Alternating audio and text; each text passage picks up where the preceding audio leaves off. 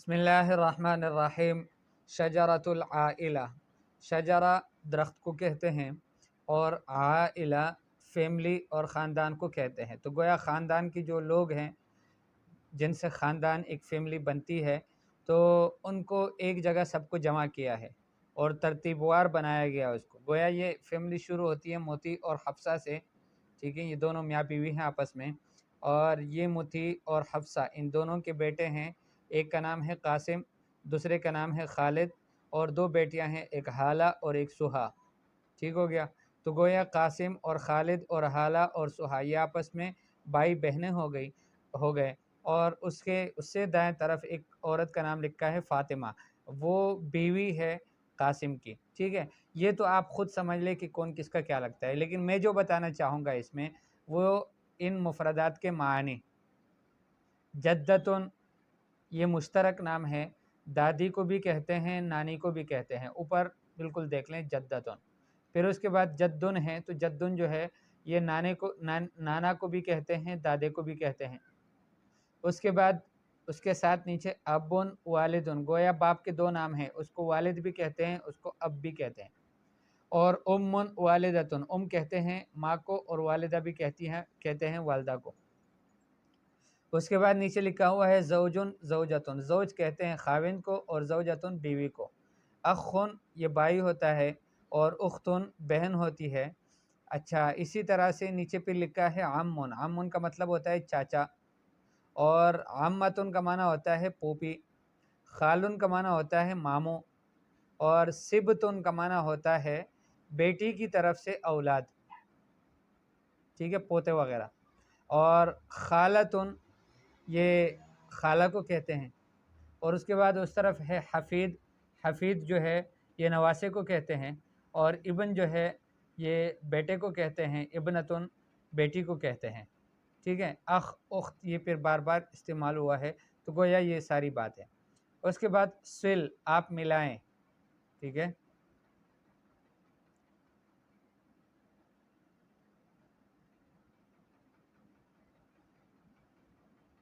ان کو آپس میں ملا لے، سنواتن کو سنواتن سے ملا لے، سنواتن کہاں لکھا ہوا ہے؟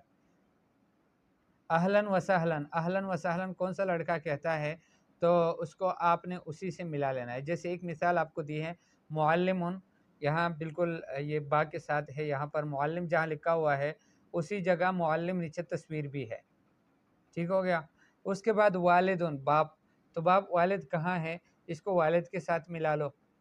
اور اہلن و سہلن یہ کہاں ہے، تو اہلن و سہلن انہوں نے خود ملا دیا ہے، اہلن و سہلن جہاں ہیں اسی کے ساتھ نیچے تصویر بھی دی ہے۔ اچھا، اس کے بعد ہے عمرو کہ اس کی عمر، تو عمر کہاں لکھی ہوئی ہے، یہ شاید اوپر 9 نمبر والا ہے، تو اس کو وہاں پر آپ اس سے ملا لو۔ پھر ابنون بیٹا، تو بیٹا کہاں ہے، بیٹے سے ملا لو اس حرف کو۔ ضمیرن دوست کو کہتے ہیں، تو ان دونوں تصویروں میں سے کون سا دوست ہے اس کو اس سے ملا لو، ساتھی کو کہتے ہیں، ٹھیک ہے۔ اور من کا معنی ہوتا ہے کہ کون، تو من کہاں لکھا ہوا ہے، 2 تصویریں ہیں اس میں، آپ نے اسی صحیح تصویر کے ساتھ اس کو ملا لینا ہے۔ سنواتن، سنواتن کہتے ہیں سالوں کو، تو سنواتن کہاں لکھا ہوا ہے وہاں سے اس کو ملا لو۔ تعارف، استمع وضع علامت الصواب، سنو اور ٹیک کا نشان لگا لو۔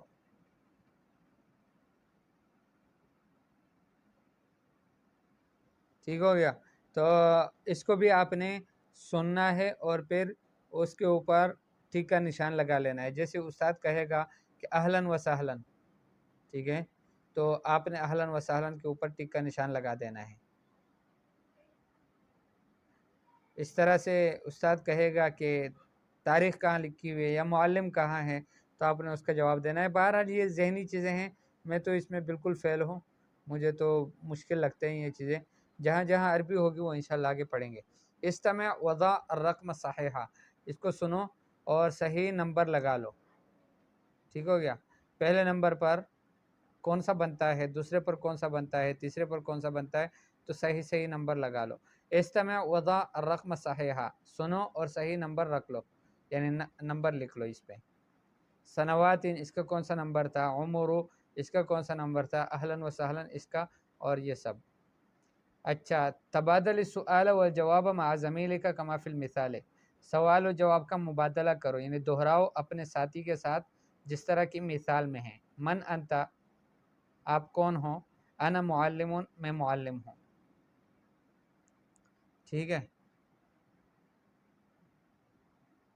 تو آپ نے کہنا ہے ایک سے من انتا کہ آپ کون ہو، اس نے جواب دینا ہے انا محمد، میں محمد ہوں.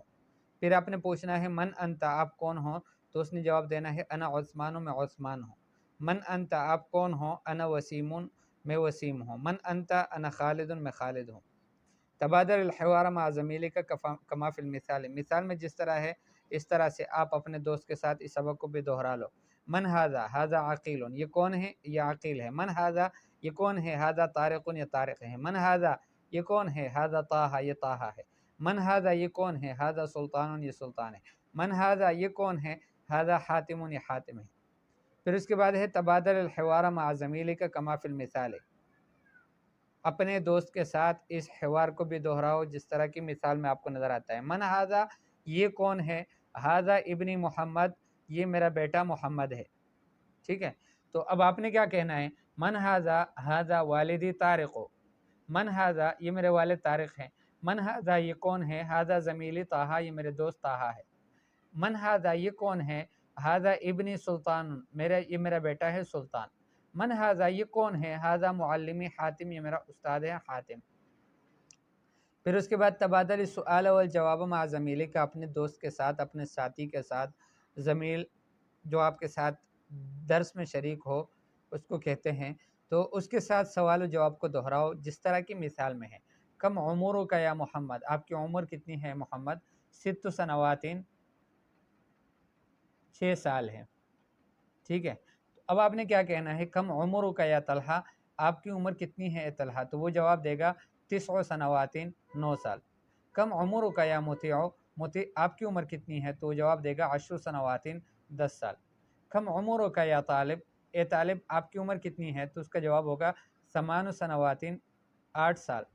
کم عمرک یا صہیب، آپ کی عمر کتنی ہے صہیب؟ تو اس کا جواب ہوگا 7 سنوات، 7 سال. تبادل الحوار مع زمیلک کا، اپنے دوست کے ساتھ اس حوار کو بھی دہراؤ کما فی المثال، جیسے کہ مثال میں ہے.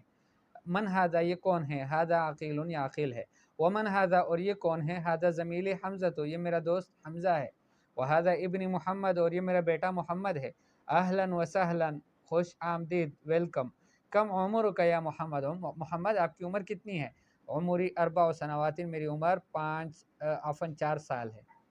ٹھیک ہے، تو اسی طرح سے آپ نے اپنے دوست کے ساتھ اس کو دوبارہ دہرانا ہے. اس میں 5 سنوات بتانا ہے ایک دفعہ عمر، پھر 6 سنوات، پھر 7 سنوات، پھر 10 سنوات.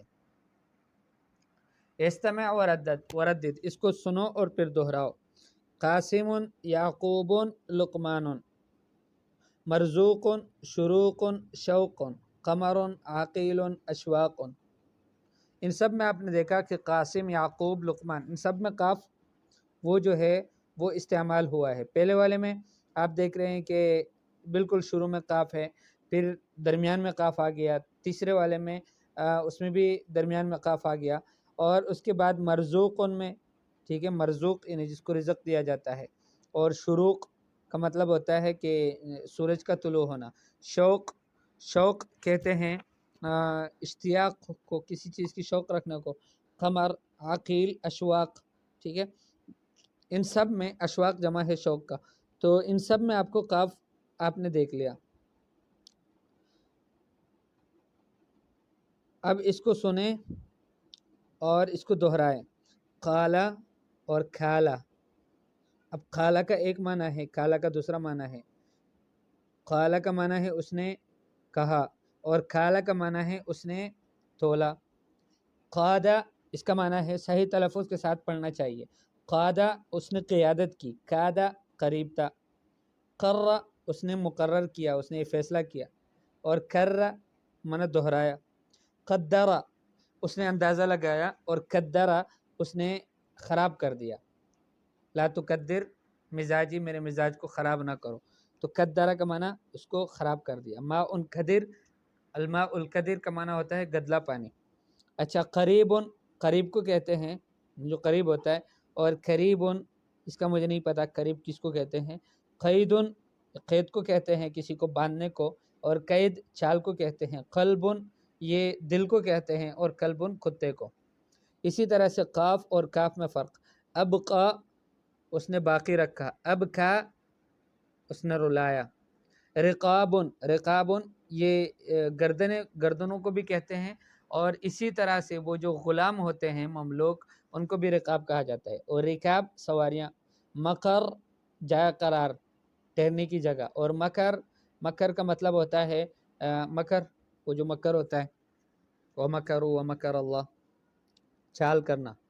نقرہ اس نے دبایا، ٹھیک ہے. انقر کا مطلب ہوتا ہے کہ یہاں کلک کرو، تو نقرہ اس نے کلک کیا، اور نکرہ اس نے انکار کیا، اس نے اس کو اچھا نہ سمجھا. مکرہ ٹھیک ہو گیا. مکرہ کا مطلب مکرہ اس کا معنی نہیں آتا. اور مکرہ اس نے مکر کیا. مقیلن یہ کسی شخص کا نام ہو سکتا ہے. اوپر بھی مکر ہے، مکر وہ مکر معروف ہے اور یہ مکرر آیا ہے. مقیلن ٹھیک ہے.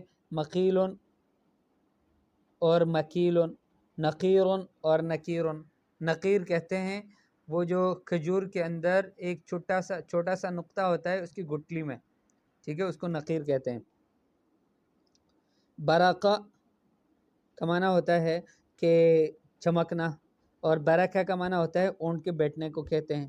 سبقہ سبقت لینا، اور سبقہ یہ پائپ وغیرہ کی فٹنگ کرنا، ٹھیک ہے، اس کو سباق کہتے ہیں. اور سلقہ یہ چڑھنے کو کہتے ہیں، تسلق علی الشجرہ، ٹھیک ہے. اور سلقہ کا مطلب ہوتا ہے چلا. فتق